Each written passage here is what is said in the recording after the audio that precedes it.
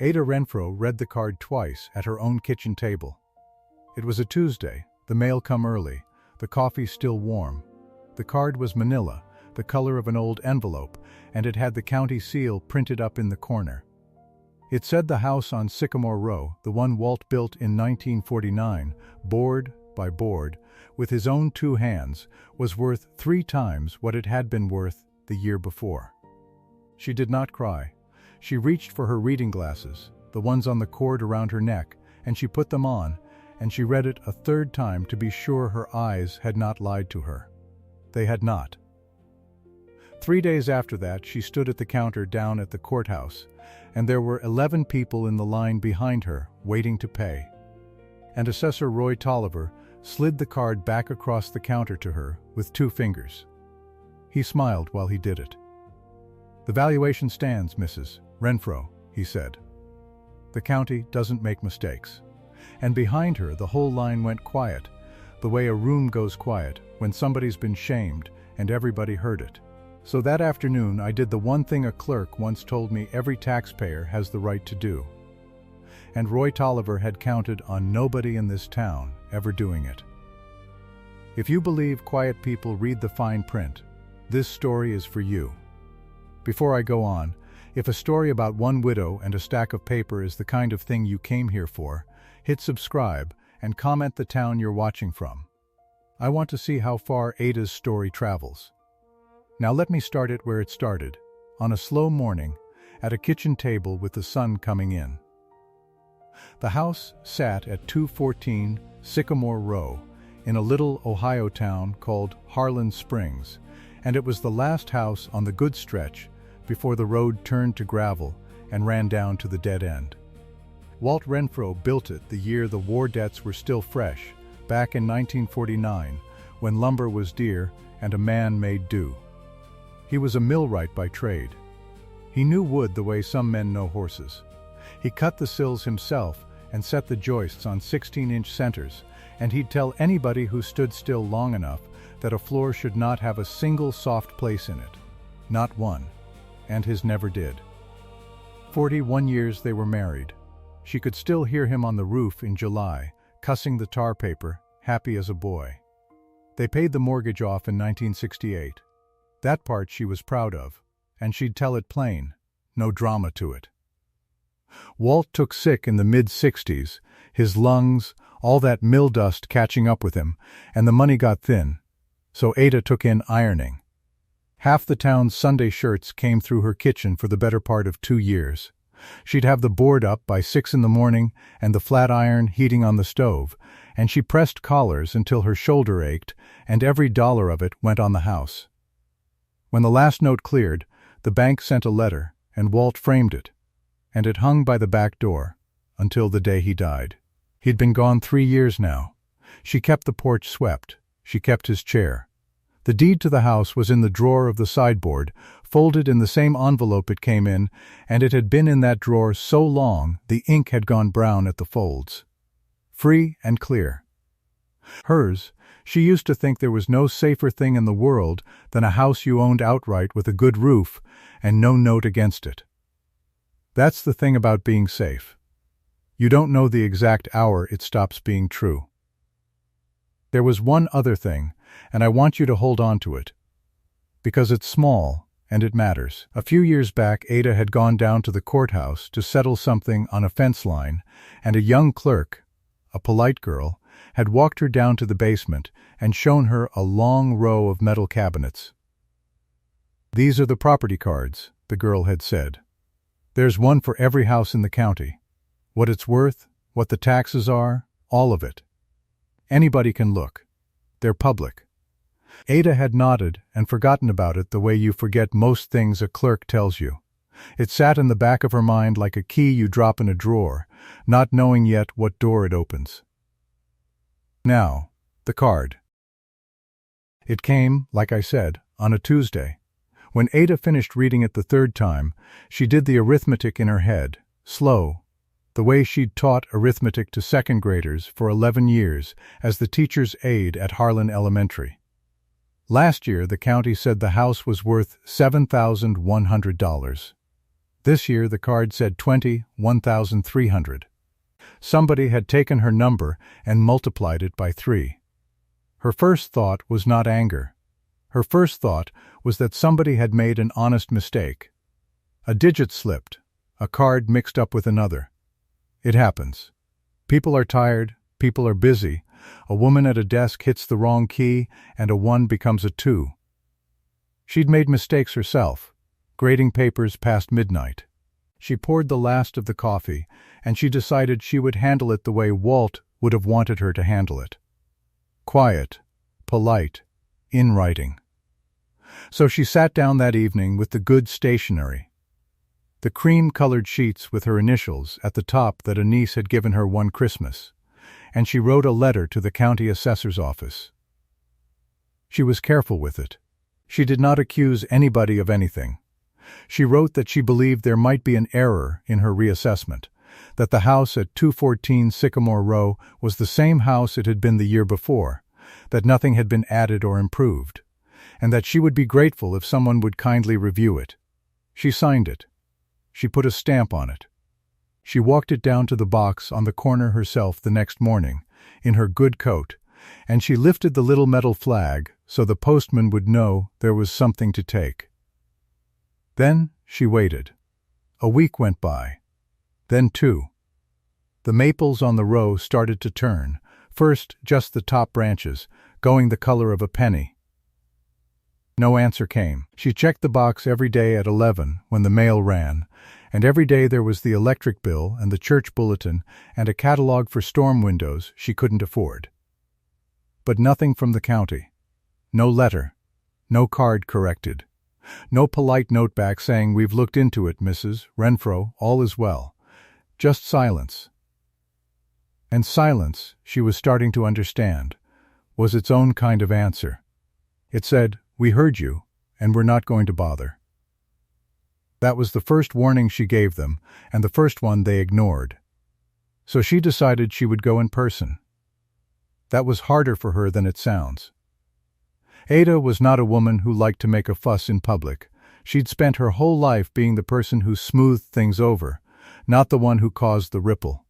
But the tax bill would come due on that new number, and she had done the math on the porch one cold evening, and she knew, in a plain and frightening way, that she could not pay it. So she put on her good coat again, and she drove the Ford into town, and she parked on the square in front of the courthouse, with its 4 white pillars, and she went inside to ask a simple question of a public office. The assessor's counter was on the first floor, past the marble stairs, and there was a line. It was the first of the month, and people had come to pay, and there were 11 of them. Ada would remember the number exactly, 11, because she counted them later in her mind more times than she could say. She waited her turn. She held the manila card in both hands. And when she got to the counter, the man himself was there. Roy Tolliver, the assessor. 50-some years old, a good suit, a soft handshake kind of a man, the kind who remembers your name and your dead husband's name and asks after your health so you'll vote for him. He'd been assessor a long time. People said he was going to run again come spring, and nobody would trouble to run against him. "Mrs. Renfro," he said, warm as pie. "How can I help you today?" She laid the card on the counter and she smoothed it flat with her hand. "There's been a mistake on my reassessment, Mr. Tolliver," she said. "My house went from 7,100 to 21,003. It's the same house it's always been. I wrote a letter 3 weeks back and never heard a word. I'd just like it looked at." And here is where it turned. Because Roy Tolliver did not look at it. He glanced down, no more than a second, the way you'd glance at a menu you already know. And then he slid the card back across the counter to her, 2 fingers on the edge of it, sliding it like something soiled, and he smiled that smile, and he said the words that I have not been able to forget since the day I first heard them told. "The valuation stands. Mrs. Renfro, the county doesn't make mistakes." And behind her, the line went quiet. You have to understand what that quiet was. It wasn't 11 strangers ignoring an old woman. It was 11 people who all heard it, who all felt the flush come up in their own necks on her behalf, and who all looked down at their own shoes because not one of them knew what to do about a thing like that. That's how it works. That's how men like Tolliver count on it working. You do the cruel thing in the open, so plain and so smooth that everybody's too embarrassed to name it, and then you go on to the next customer. He was already looking past her. Next, please. Ada picked up her card. Her face didn't change. She'd stood in front of rooms full of 8-year-olds for 11 years, and she knew how to keep her face still. She turned to go. And that's when the old clerk touched her arm. He was a stooped fellow, gray, been at the courthouse forever, worked the record room in the back. He'd come out to fetch a file, and he'd heard the whole thing. He walked her a few steps toward the door, out of the line, and he said, low, almost under his breath, Mrs. Renfro. You didn't hear this from me. She waited. He glanced back at the counter. You've got the right to see the property cards. Not just yours. Anybody's. The whole block if you want it. They're public records. They keep them downstairs. You ask to see the cards for every house on your road, and you look at what they say those houses are worth, and you look at what yours says. You do that. And then he was gone, back through the swinging door, before she could even thank him. There it was again. The property cards. The key in the drawer. But that was a thing for later. Right then she had a more immediate arithmetic to face, and the old clerk had left her with the numbers, because he'd murmured the rest of it as he turned. The tax on the old value, $7,100, had been $384 a year. She'd paid that, twice a year, half in spring and half in fall, without hardship. The tax on the new value, $21,003, would be $1,152 a year. And there was one more thing he said, and it landed cold. The delinquent list prints the 1st of October, he'd said. You miss the payment. Your name goes on it. And a house on the delinquent list can go to the tax sale. They sell it out from under you for what's owed. You mind that date. $1,152. Ada lived on Walt's small pension and her own tiny one from the school and what the Social Security sent. $1,152 a year in taxes on a house she already owned was not a bill. It was a wall. And behind the wall, she now understood, was a date, October 1st, and a thing called a tax sale, which was a polite name for taking a person's home and selling it to a stranger. She drove home slow that day. She didn't cry in the car either. She's told me since that she was too busy thinking to cry, and I believe her. Now the county had a thing called the Board of Review, and any taxpayer who thought their assessment was wrong could appear before it and make their case. It was Ada's right, same as the letter, same as the cards. So she filed the little form, and they gave her a date, and on that morning she put on the good coat one more time, and she gathered up Walt's things. Because Walt, God bless him, kept everything. He had a shoebox of receipts going back to when the house was built. The lumber bill from 1949.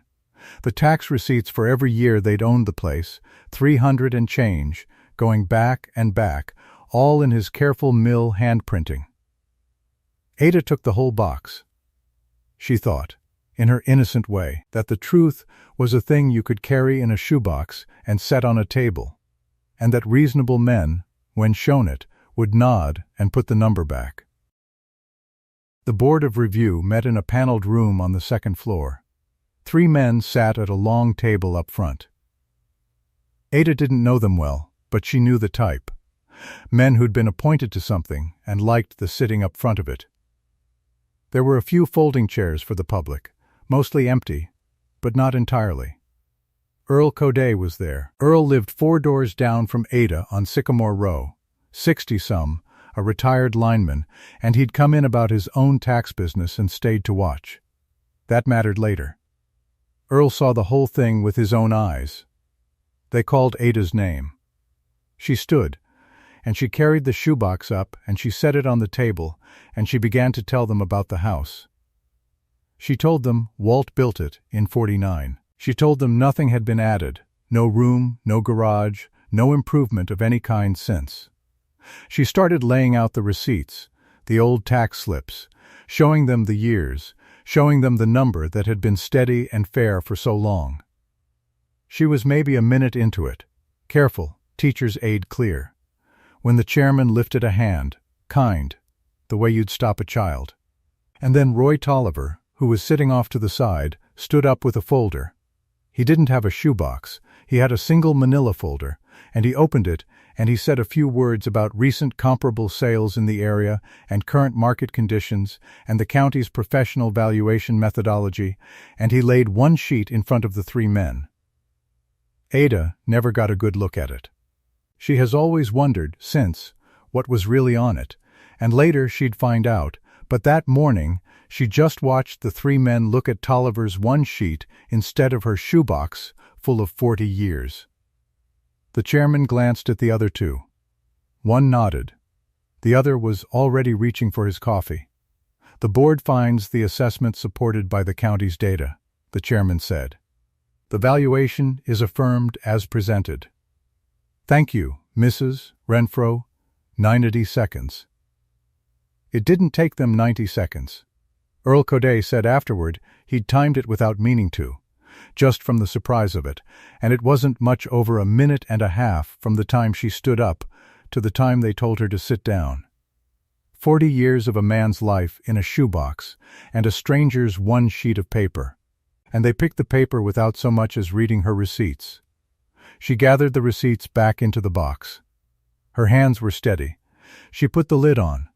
She said, "Thank you," because that is who she was. And she walked out. And this is the part that people who tell Ada's story always come back to, the picture of it. She walked out of that paneled room and down the marble stairs and out between those 4 white pillars into the October morning, 68 years old, the shoebox under one arm and the manila card in her other hand, and there was not one tear on her face. Not one. Earl came out behind her and he said her name, Ada, soft, meaning to say something kind, and she just gave him a small nod. The nod you give when words won't do a thing, and she went to her car. He said she looked, more than anything, like a woman who had just decided something. He was right. She had.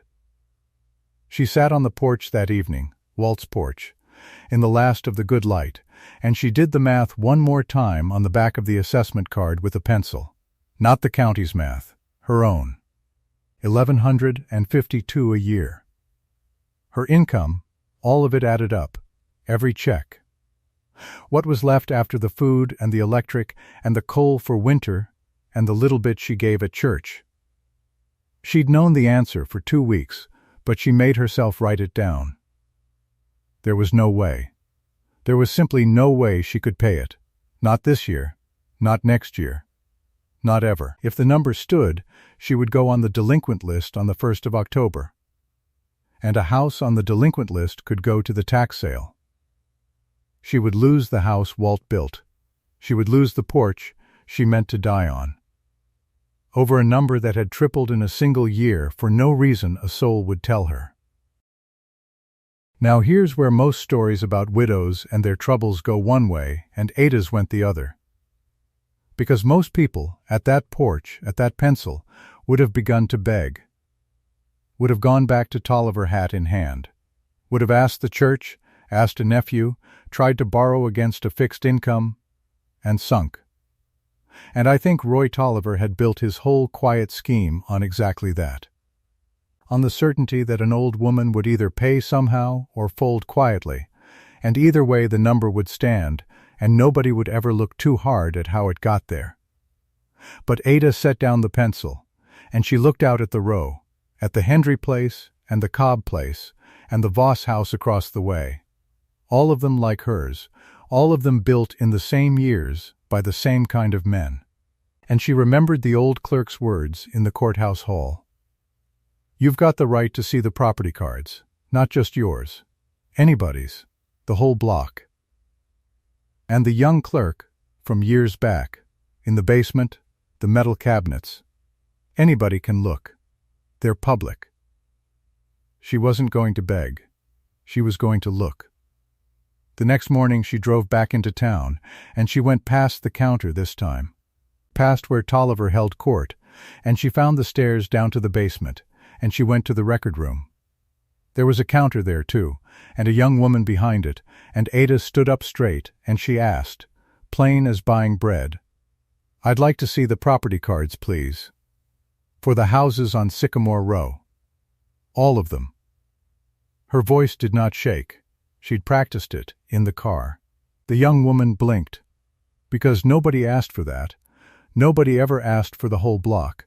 But it was a lawful request, and the young woman had no reason under heaven to refuse it. She said, "I'll pull them for you, ma'am. Have a seat at the table." And Ada sat down at the long wooden table in the record room, and she took off her coat, and she got out her reading glasses on their cord. This is the part I most wish you could have seen.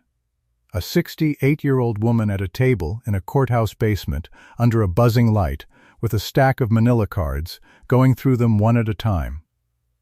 She'd brought Walt's ledger, an old accounts book he'd kept for the millwork he did on the side, the green cloth cover gone soft at the corners, still half full of blank pages in his hand.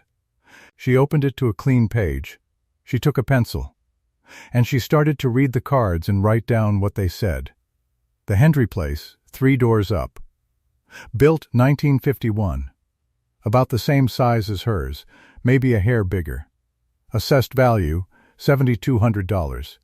Last year's figure, and this year's, the same. Steady, she wrote it down. The Cobb House, on the corner. Built 1950. Assessed at $6,800. Steady, she wrote it down. The Voss place across the road, a little bigger, a nice porch, built 1948. $7,900. Steady, she wrote it down. Earl Coday's house, $6,900. Steady, wrote it down. One after another, the whole row, every house that Walt's kind of men had built in the years around when Walt built hers. And every single one of them sat right about where it had sat the year before. 7,000. 6,800. 79. A few had ticked up 100 or two, the way things do. And one of them, she read it twice to be sure, the Marsh place, an old couple, both gone into a home now, one of them had actually gone down a little, reassessed lower than the year before. And then there was her card, which the young woman had pulled along with the rest. 214 Sycamore Row. Built 1949. Last year, $7,100. This year, $21,300. Hers alone. Out of the whole row, out of every comparable house on that street, hers alone had been touched, and hers alone had been tripled. There was no honest way to read it any other direction. It was not the market. The market had left every one of her neighbors right where they were. It was not the house. Her house was the same house, older than most, no improvements, a widow's house. Somebody had reached into that drawer of cards and pulled out hers, only hers, and multiplied it by 3.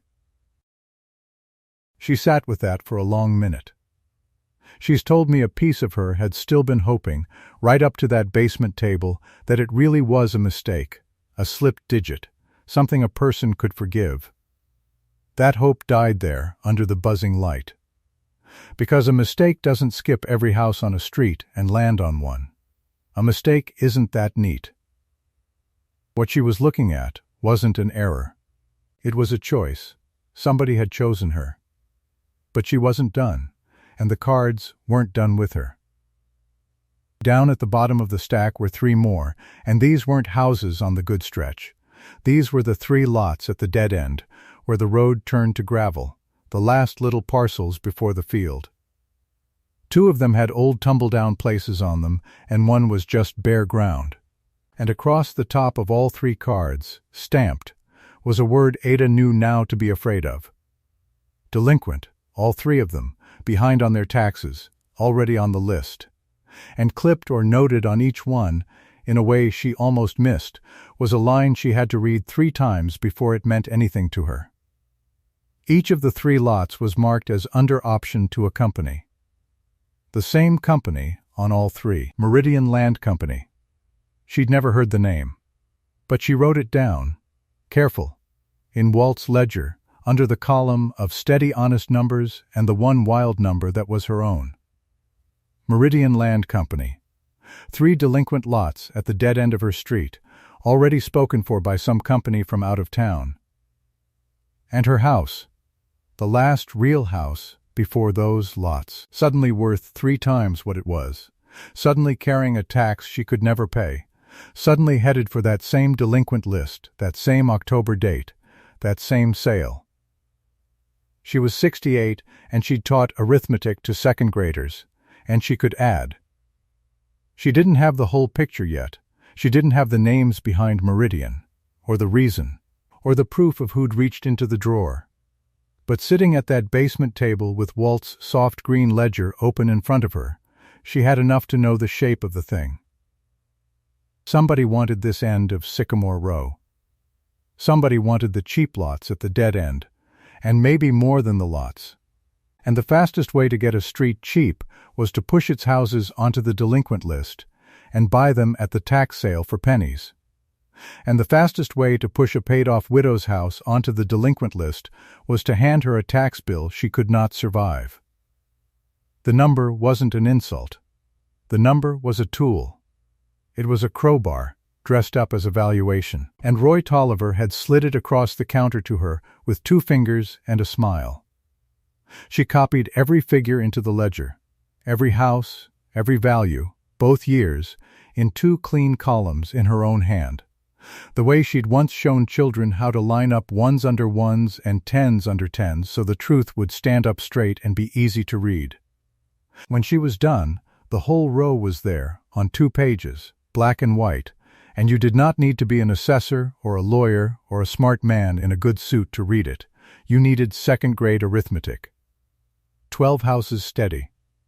1 house tripled. 3 lots at the end already promised to a company nobody knew. She closed the ledger. She thanked the young woman at the counter, and she asked, could she get copies of these cards, the public ones, and the young woman said, yes, ma'am, a nickel a page, and Ada paid her nickels out of her coin purse and took the copies. She put them in a folder with Walt's ledger, and she carried it up the basement stairs and out past the pillars into the afternoon. And something had changed in her, and it wasn't anger, or not only anger.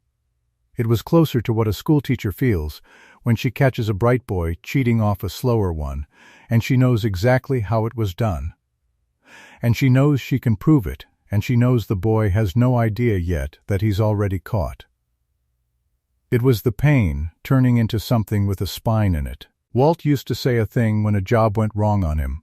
When a beam came in warped or a client tried to shave the bill, he'd say, "All right then." Just that. All right then. Meaning, now I know what I'm dealing with, and I'll deal with it. Ada said it out loud on the courthouse steps. Quiet. To nobody. To Walt, maybe. All right then. But here was her trouble, and she knew it walking to the car. She was one old woman with a green ledger and a folder of nickel copies. She could see the whole thing plain. And seeing it plain was worth exactly nothing if she was the only one who ever saw it. Tolliver had built his scheme on the quiet. On the embarrassed line at the counter that looked at its shoes. On the 92nd board that picked the paper over the receipts. On the plain fact that a public record is only powerful if the public actually reads it. And nobody ever does. He'd hidden the whole thing in plain sight, in cards anybody could pull, precisely because he was sure that nobody ever would. The safest place to hide a crime is behind a counter marked public. So a stack of copies in her own drawer would just be one more quiet thing. One more paid-off widow keeping her trouble to herself until October took the house. She'd handled it quiet. She'd handled it polite. She'd handled it in writing, and in person, and before the board, exactly the way Walt would have wanted, exactly the way a small good person is supposed to. And every quiet, polite step had been slid right back across the counter at her with 2 fingers. Quiet wasn't going to save the house. Quiet was the thing they were counting on. There was a building on the far side of the square, red brick, 2 stories, and in the upstairs windows you could see the tops of desks and the back of a big press. The Harlan County Courier. The town paper. It came out twice a week, and it printed the school lunch menu and the church suppers and who'd been in the hospital, and most weeks that was about the size of it. Ada had read it at that same kitchen table for 40 years. She'd never once thought of it as a thing that could reach into the county's drawer of cards and turn the whole quiet business inside out under a headline where the whole town would have to look at it. She stood on the sidewalk with the folder against her chest and Walt's ledger inside it, and she looked up at those upstairs windows, and she thought about the old clerk's whisper, and the young clerk's cabinets, and the 2 clean columns in her own hand, 12 steady houses, and one that had tripled. Somebody ought to add these up in public, she thought. And she stepped off the curb, and she started across the square toward the red brick building and the stairs that ran up to the 2nd floor of the Harlan County Courier, holding the only thing she had, the paper. Because paper was how they'd come at her, and paper, she was beginning to think, might be the only thing that could come back. She did not yet know the name of the green young reporter at the top of those stairs. She did not know that the reporter had been praying, in her own way, for one true story to land on her desk. She did not know that the editor behind that reporter would take one look at what Ada carried and go pale and start talking about lawsuits.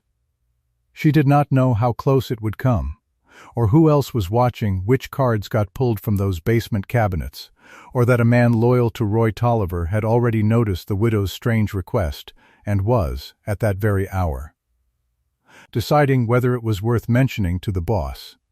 All she knew was that the number on the card was a lie with a purpose, that the truth of it fit in 2 clean columns, and that she was done being quiet. She put her hand on the rail and she started up the stairs. The stairs were narrow and they smelled of old paper and cigarette smoke. Ada climbed them slow. Her knees weren't what they'd been. At the top there was a frosted glass door with the paper's name on it in gold letters, half the gold worn off, and behind it the clatter of a typewriter going in fits and starts. She pushed the door open. The room was small. 2 desks, a counter, a coffee pot burned black on the bottom.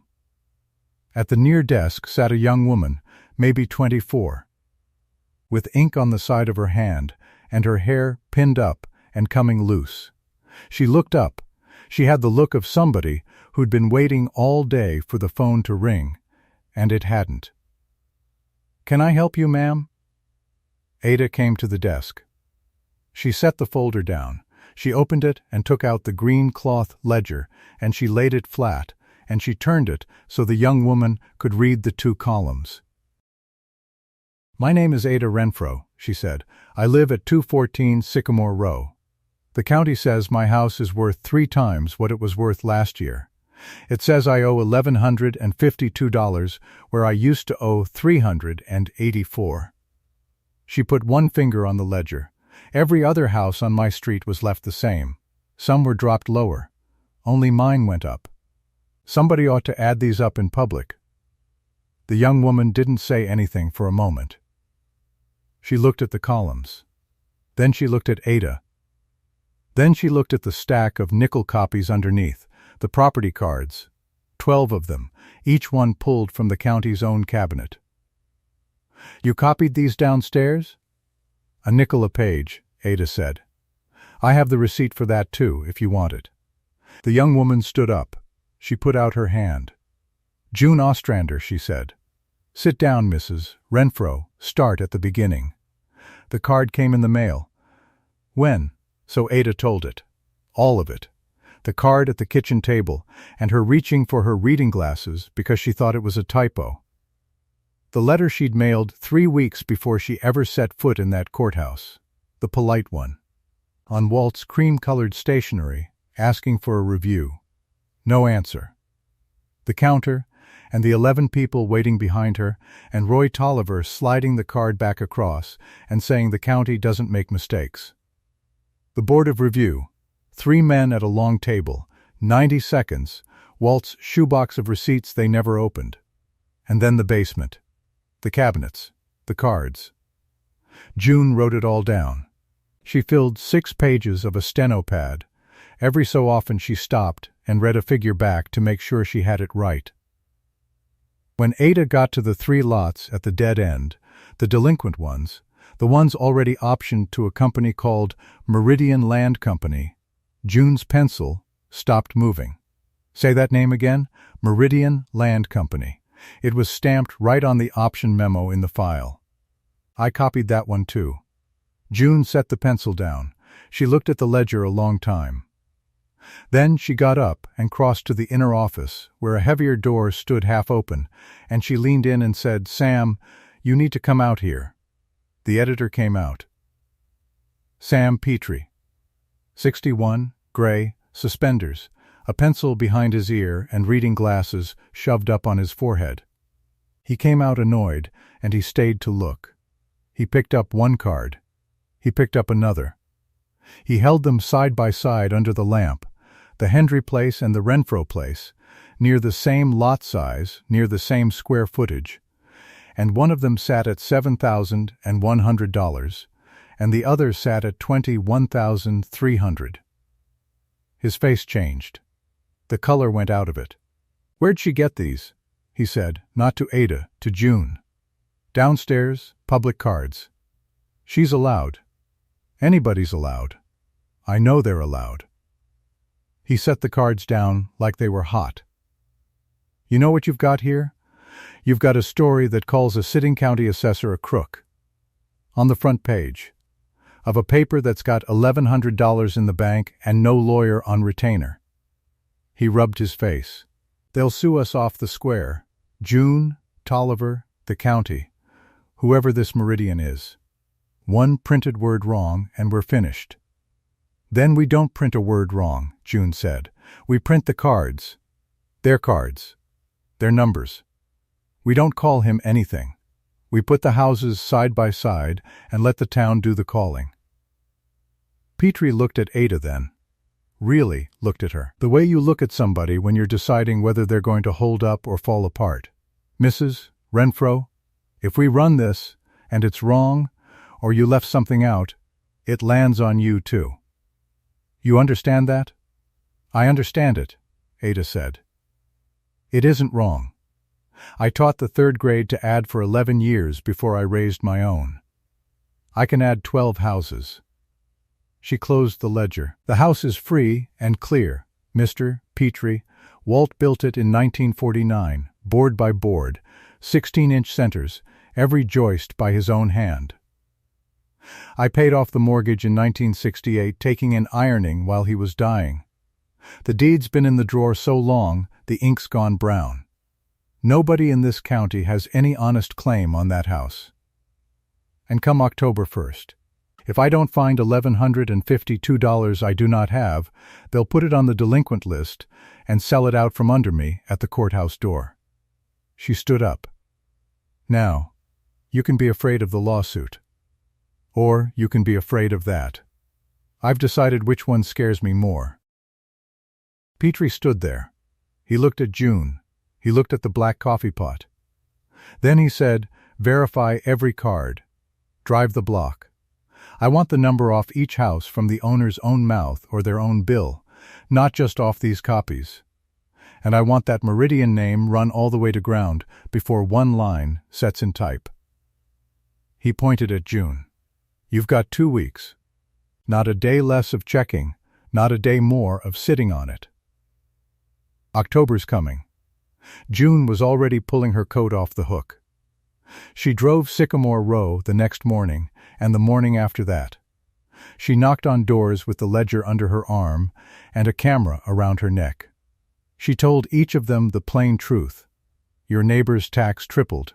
Yours didn't. And I want to show the county its own numbers back." She was afraid, the first door, that they'd turn her away. They didn't. Earl Codet, 4 doors down, the retired lineman who'd sat in the back of the Board of Review room and timed the whole thing at 90 seconds on his own watch. Earl went inside and came back out with his own tax bill and put it in her hand. $390, he said. Same as last year. Same house Walt's crew helped frame. Same year, same street. He looked down toward Ada's place. You tell that girl I'll stand up anywhere she wants me to. The Hendrys handed over their card. The Cobbs did. The Voss family did. One by one, house by house, they volunteered the very numbers the county had tried to keep quiet. And June photographed each bill on the hood of her car in the October light, and the pile on the seat beside her grew until it was the whole street in her hands. But one. The one that had tripled. She traced Meridian in the county recorder's index, page by page, the way Ada had traced the cards. The 3 delinquent lots at the dead end of Sycamore Row were under option, and the options ran to a title office 2 counties over, and the title office belonged, on the letterhead, to a man named Cobb, no relation to the Cobbs on the row, who happened to be married to Roy Tolliver's sister. June sat in the recorder's office, with all of it spread in front of her, and she felt the thing turn over in her chest. The way it does when a story stops being a suspicion and becomes a fact you can hold. It wasn't a mistake. It had never been a mistake. Triple the widow's assessment. Bury her on the delinquent list by October 1st. Buy the house cheap at the tax sale steps when she couldn't pay. Meridian gets the whole quiet end of Sycamore Row for the price of back taxes, and the assessor's family holds the paper on the deals. The inflated number wasn't an error in the county's drawer, it was a crowbar, and Ada's house was what it was meant to pry loose. While June drove and checked and traced, Ada did the hardest thing she'd ever done. She did nothing. She paid her water bill in cash at the same courthouse counter, and she said good morning to the clerk. She passed Roy Tolliver on the square one Thursday, coming out of the barber's, and he tipped his hat and said, Mrs. Renfro, pleasant as Sunday, sure as sunrise, and she said, Mr. Tolliver, and kept walking, and her heart was going like a hammer, but her face gave him nothing. Let him think the old woman had given up. Let him count on it. He had built his whole scheme on counting on it. He almost found out. A clerk in the assessor's own office, a young fellow loyal to Roy, had noticed the widow's odd request down in the record room 3 weeks back, a woman pulling the property cards for a whole block, and he mentioned it to Tolliver in the hall one afternoon. Renfro? The Sycamore Row widow? Tolliver laughed. He actually laughed. Let her copy cards till her nickels run out. What's she going to do, son? Teach the county arithmetic? And he went back into his office and shut the door, and that was the last easy afternoon Roy Tolliver ever had. Because upstairs at the Courier, the story was coming together. June wrote it lean, no adjectives on the assessor, no accusation the cards didn't make themselves. She built a table.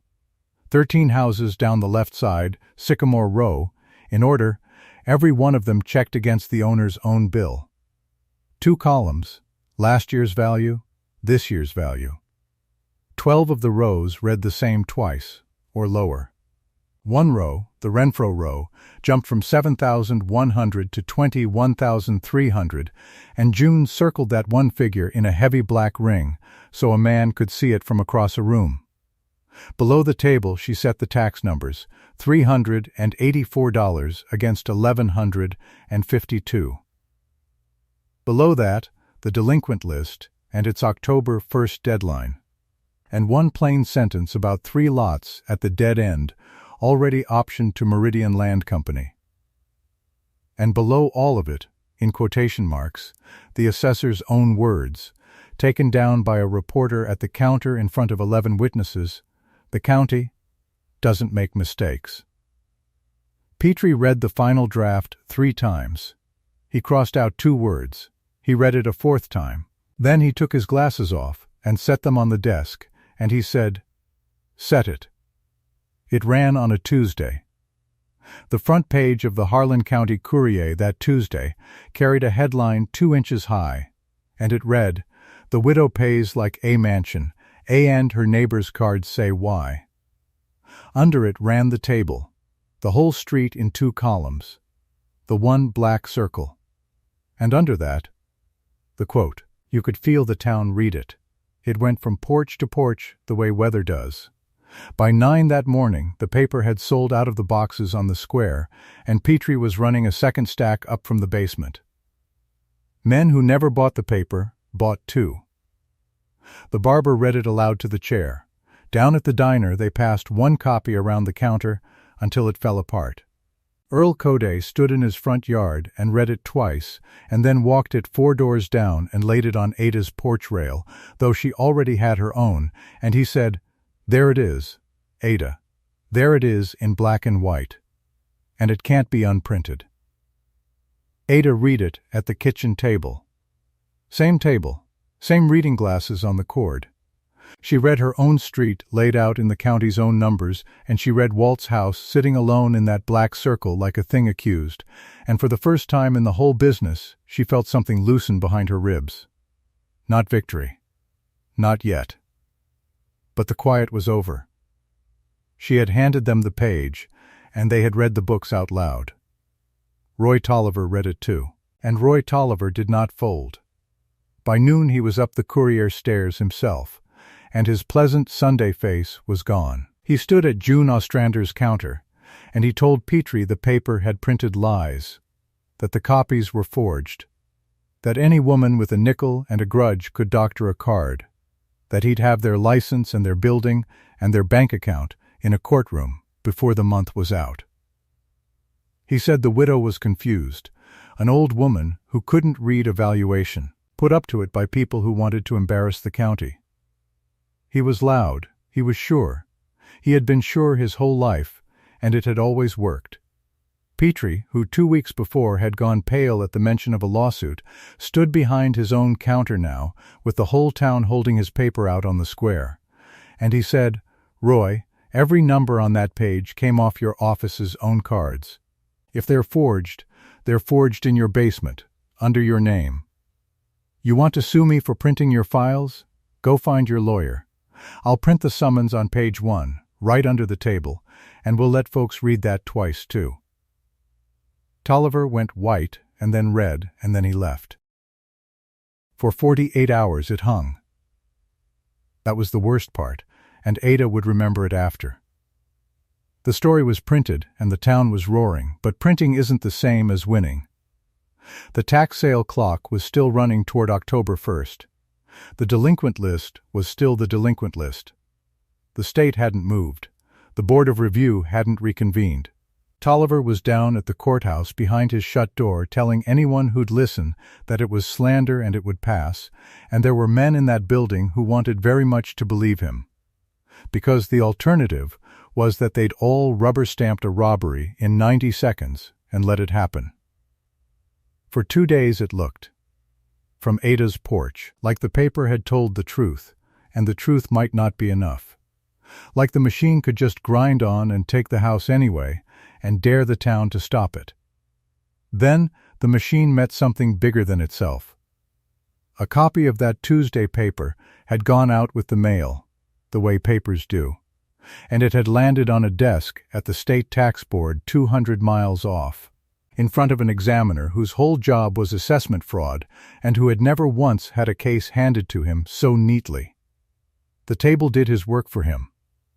He read it on a Wednesday.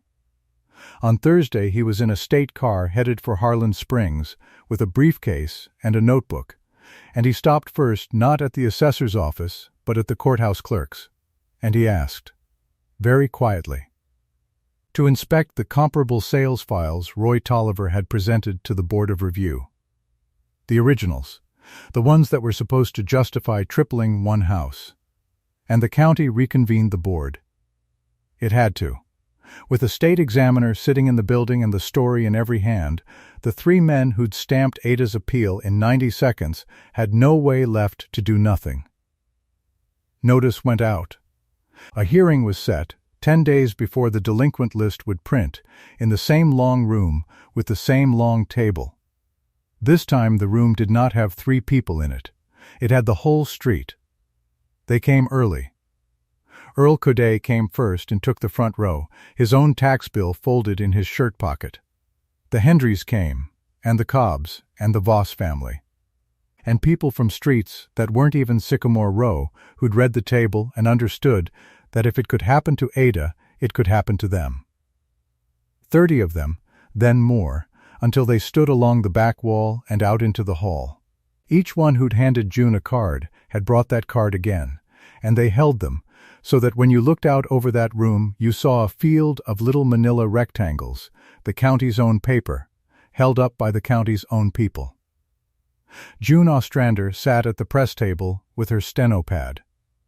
And in the last row, in a gray suit, saying nothing to anyone, sat the state examiner with his notebook open on his knee. Ada sat in the second row with Walt's shoebox of receipts on her lap, though she wouldn't need them now, and the folder, and the ledger with its 2 clean columns. She wore her good dress.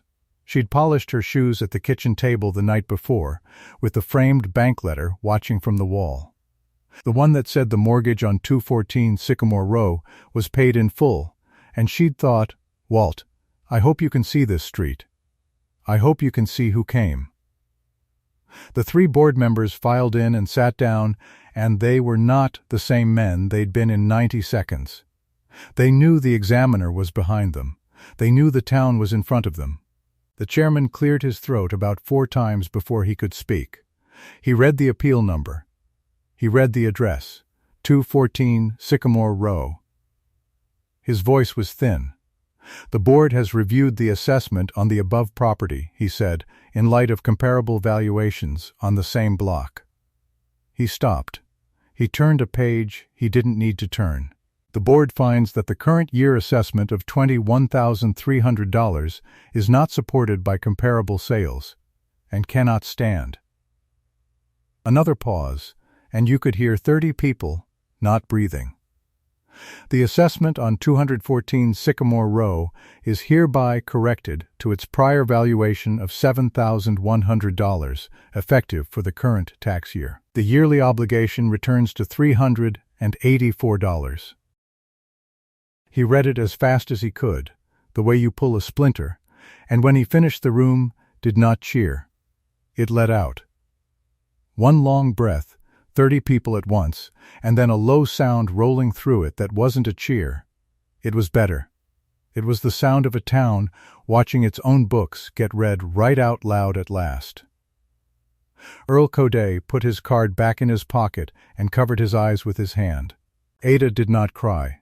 She had promised herself, way back on the courthouse steps that day with no tears, that she would not give them a single one, and she kept it now, kept it even as her whole street let go around her. She just closed her eyes for a moment and opened them again, but it did not stop there.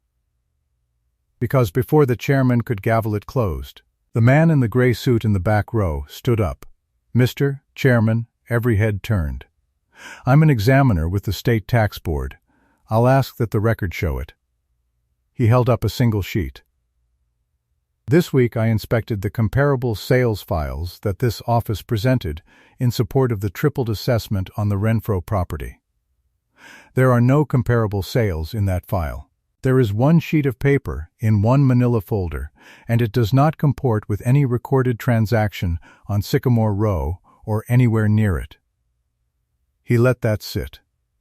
"Effective this morning, the state has impounded the assessor's comparable files for this, and every parcel reassessed this cycle, pending a full audit.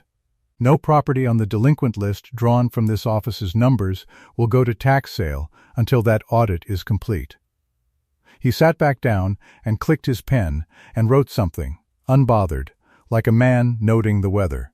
And Roy Tolliver, who had come to that hearing sure it would pass, sure it always passed, sat at the end of the board's table with one manila folder in front of him, holding its one useless sheet, and watched his own county take the machine out of his hands in front of the whole town. He didn't stand. He didn't speak. There wasn't a word left in the scheme that would help him. The cards he'd counted on nobody pulling had been pulled, copied, printed, and read into the record by the state, and every soul in that room had watched it happen. Ada looked at him then, once, across the room. Not in triumph. She just looked.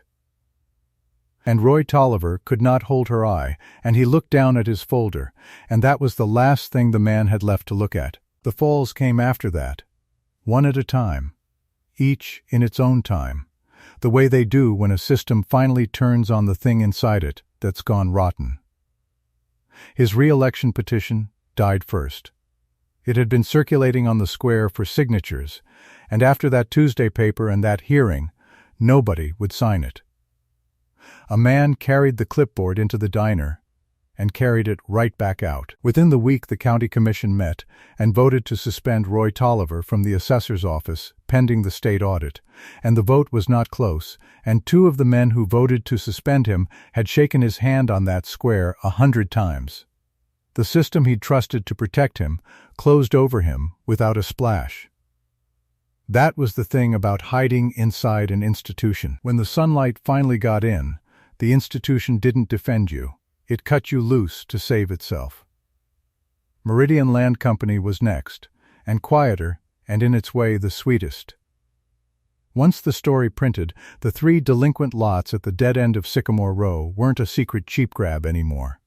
They were the most watched 3 lots in the county. When the tax sale finally came around, cleaned up and honest and packed with onlookers, those lots didn't draw one buyer at a bargain. They drew a crowd, and a bidding pool, and the whole point of the scheme had been the discount, the quiet, the nobody looking. Sunlight killed the discount. Meridian withdrew its options without a word, folded its tent, and was gone. The dead-end lots the company had schemed a year to steal cheap sat empty and grew ragweed, and nobody built a thing on them, and Ada thought that was exactly right. There was one more thing, and it had happened before the hearing, before any of it broke, and Ada kept it to herself a long time because it was the part she was proudest of. 2 evenings after the story ran, while it still hung in the balance, while the sale clock was still ticking and nobody yet knew how it would go, there had come a knock at Ada's front door as the light went gold across the porch. It was Roy Tolliver. He'd come without his hat this time. He stood on Walt's porch boards, on the porch of the house Walt built, and he tried the pleasant voice one more time, low now, almost kind. "Ada, Mrs. Renfro, this has gotten out of hand. There's no need for all this in the paper, dragging the county through it, dragging your own name. Let it lie now. I'll see the numbers fixed. Quiet, you and me. No more stories. Let it lie." Ada stood in her own doorway and looked at him. "You had 3 weeks to fix the number quiet, Mr. Tolliver," she said. "I mailed you a letter. It's got a date on it. You never answered a widow in your life until she was on your front page. She didn't raise her voice. She never once raised her voice in the whole business. It's out of your hands now. It's in the town's." And she closed the door, gentle, and let him find his own way off Walt's porch in the dark. There'd been a second knock, a different night, a different man, Meridian's man, softer clothes, softer hands, an offer this time instead of a threat. He would buy the house himself, he said, quiet, at a fair price, a good price, more than fair, and she could be spared all of it. Ada let him finish. Then she told him her price, the only price she'd take, and it wasn't for her. "You'll print the corrected card for every house on this row," she said, "at your cost. In that paper. Same size as the first story. So no assessor tries this on Sycamore Row again and thinks nobody reads the fine print." She looked at him a moment. "That's the whole of it. I don't want your money. I want the row made right in public, the same way it was made wrong in public." The man had no paper in his briefcase for a request like that, and he left, and in the end it wasn't Meridian who printed the correction. It was the county, forced to, and the courier ran it free besides, the whole corrected row, same size as the table that started it. So the last word on Sycamore Row was the true number in plain black type, where the whole town could read it and remember. A year went by. It was October again, and the light came across the porch of 214 Sycamore Row, the way it had come across it for 40 and more years, low and gold through the screen door. Honey on the old boards Walt had cut and laid and leveled to 16-inch centers back in 1949, when the street was new, and they were young, and the mortgage was a mountain they hadn't yet started to climb. Ada Renfro sat in Walt's chair with a cup of coffee going cool on the rail. Inside, in the sideboard drawer, the deed lay in the same envelope it had come in, the ink gone brown with the years. Beside it now lay the corrected assessment card, $7,100, $384 a year, the county's own number set right at last. Over the radio, framed, hung the front page from that Tuesday, the table, the black circle, the whole street in 2 honest columns, because Ada had decided that a thing done right in public deserved a wall same as a thing loved. She sat and she watched her street. Word reached her now and then, the way it does in a small place, and she took it in the same quiet way she took everything. She'd heard that Roy Tolliver had left the county after the audit closed. Files papers for a living now, they said, a title office 2 counties over. Somebody else's papers. Ada sipped her coffee at that one and said nothing. She'd heard the Board of Review had changed its ways. The old chairman had told a fellow on the square that they read every card twice these days, out loud, both columns, before they'd stamp a thing. Takes longer, he'd said, almost rueful. Ada thought that was fine. She thought it ought to take longer. Adding, if you did it honest, always took a little longer than lying. And the 3 lots at the dead end, the ones Meridian had schemed a whole year to steal, she could see them from the porch if she leaned. They'd grown up in ragweed, tall and rust-brown in the October wind, and nobody had built a thing on them, and nobody was going to. The grab had died in the sunlight and left nothing behind but weeds, and Ada found she didn't mind the weeds at all. They were honest weeds. They'd come up on their own. There were footsteps on the walk.